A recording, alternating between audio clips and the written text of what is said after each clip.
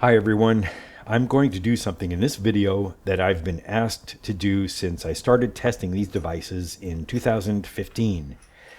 Now that I've moved from Vimeo to YouTube, I'm expanding on the kind of content I post, and in this video I will be attempting to retrofit this device, the RP1136, in an effort to make it more secure. My goal is to try putting a better lock on this, and then to reposition the enroll button for RFID tags so that it can't be reached from the outside of the box. And the first step is to take this apart.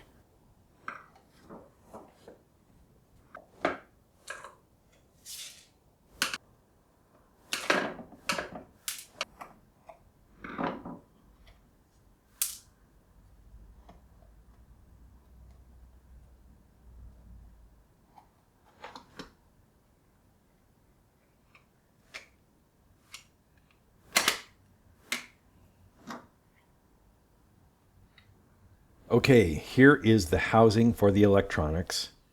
You can see where the enroll button is right here, and you can see how the bypass cylinder is installed.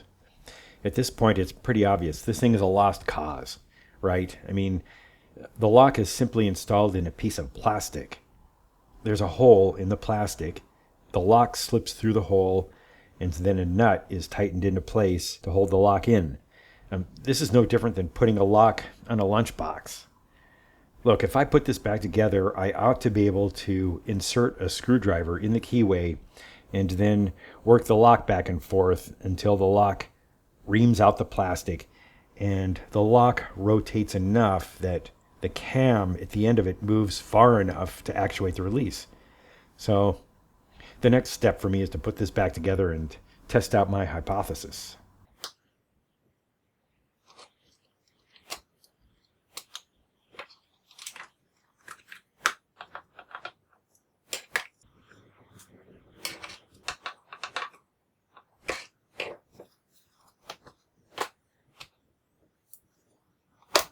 Okay, I've got this thing back together.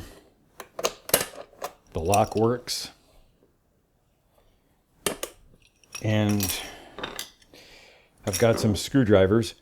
Again, my guess is that if I shove a screwdriver down this keyway, I ought to be able to start reaming out the plastic by working the screwdriver back and forth. So here I go.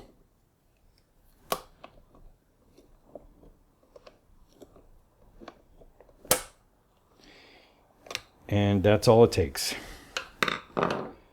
Yeah. So this is, there's no point in trying to upgrade this thing. Sorry, everybody.